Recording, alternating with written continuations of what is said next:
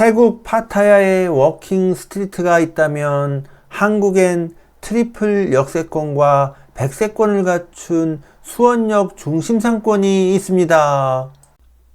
이곳은 수원역 맞은편 먹자골목인데요. 그런데 거리에 사람이 많이 안 보입니다. 불은 정말 환한데 이래서 전기세나 나올지 모르겠습니다. 많이들 와주셔야겠습니다.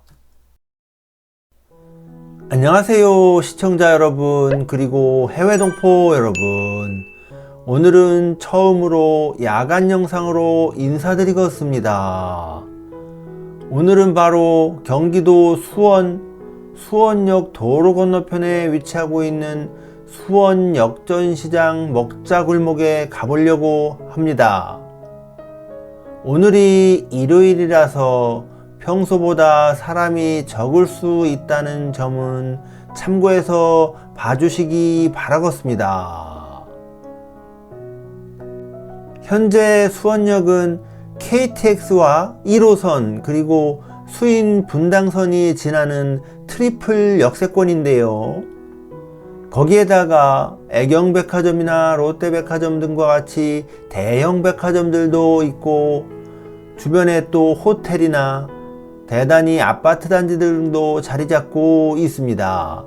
즉 지리적으로만 볼 때는 요충지 중에 요충지에 해당하며 중심 상권이 되시겠습니다. 자, 그런데 지금 저녁 7시가 조금 못된 시간인데 거리에 사람이 많지는 않습니다. 간간히 지나다니는 사람들이 보이기는 하지만 이곳이 아까 말씀드린 것처럼 트리플 역세권이고 대형 백화점과 주변에 아파트 단지들이 있는 점을 감안한다고 하면 그리 많은 유동인구로 보여지지는 않습니다. 자, 지금 제가 먹자골목 쪽으로 지금 들어가 보고 있는데요. 이곳에도 지금 보시는 것처럼 사람이 많지는 않은 모양입니다. 생각보다 영업이 잘 되지 않는 듯 보입니다. 지금 우측으로 보면 임대 문구가 보이기도 하는데요. 물론 이쪽 거리에 임대 문구가 많거나 그러지는 않지만 그래도 이곳이 역세권 앞에 있는 먹자골목인 점을 감안했을 때에는 지금 시간대에 이렇게 사람들이 없다는 얘기는 장사가 잘 되지는 않는 듯 판단해 볼 수가 있겠습니다. 제가 과거에 이곳에 와서 저녁을 몇 번 먹었던 적이 있었는데요. 삼겹살과 소주를 먹어보기도 하고 닭 볶음탕을 먹어보기도 했었습니다. 그때는 평일날 왔었는데 그때도 평일이긴 하지만 사람이 많지는 않았던 걸로 기억하고 있습니다. 오늘 보시는 것처럼 일요일 저녁 시간쯤 되는 시간인데 사람이 이렇게 없고, 제가 평일날 왔을 때도 그리 많지 않았던 점으로 보았을 때 혹시 토요일에 오면 많을까 하는 생각을 해보기도 하였지만 제가 토요일날은 이곳에 와보지를 않았기 때문에 향후에 기회가 된다면 한번 들러보도록 하겠습니다. 수원역 인근은 과거 대비 현재 많이 개발이 진행되어서 고층 건물과 현대식 건물들이 점점 늘어가고 있는 상황인데요.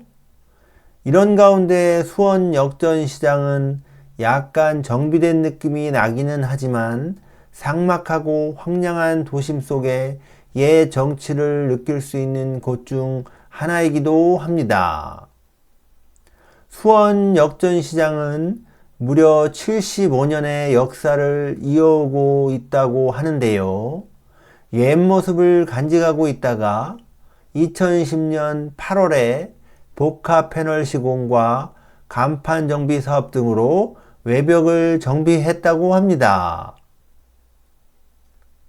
역전시장은 다문화 가족과 외국인 주민들이 많은 지역 특성에 맞춰 2011년 서로 문화를 이해할 수 있는 소통의 장소인 다문화 푸드랜드를 시장 지하에 개업했다고 합니다.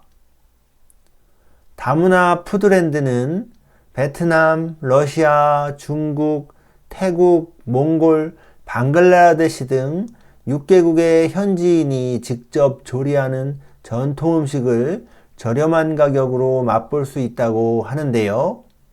그래서 그런지 길을 걷다 보면 외국어 간판이 간간히 보이고 외국어로 대화하는 소리도 들을 수가 있었습니다. 이런 글로벌한 시장이 손님들이 많지 않아 보여 안타까운 마음이 드는데요. 이러한 역세권 재래시장들이 이곳뿐만 아니라 전국적으로 어려움을 겪고 있다고 합니다. 자, 이곳은 매산시장이 되겠는데요.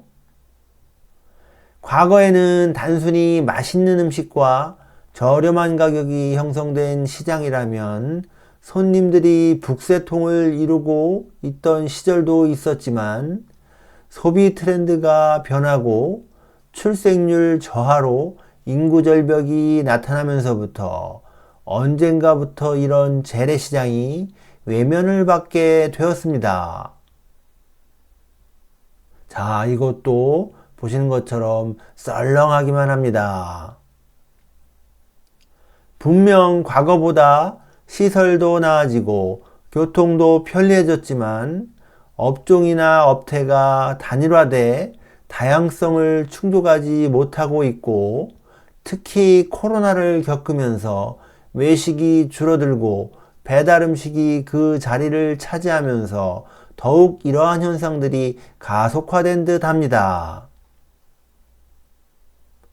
이와 더불어 주변의 젊은 층의 스타일에 어필할 수 있는 대형 백화점이나 인스타 감성의 음식점들이 생겨나면서 전통적인 스트리트형 재래시장은 많이 외면받고 있는 현실이 되어버렸습니다.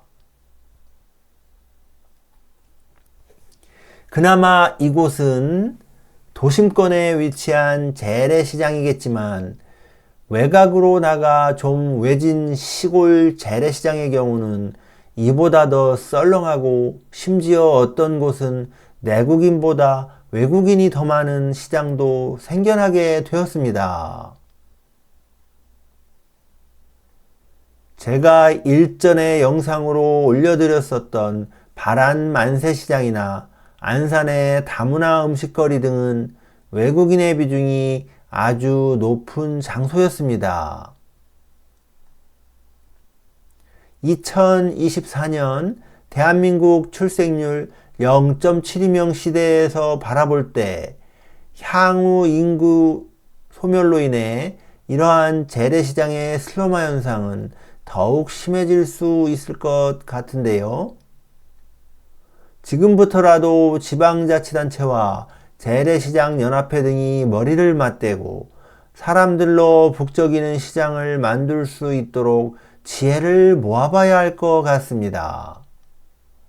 우리 시청자 여러분들께서도 주변에 재래시장이 있다면 가끔 한 번씩 방문해 보시기도 하고, 가서 물건을 하나씩 사주셔야 시장이 활성화될 것 같습니다.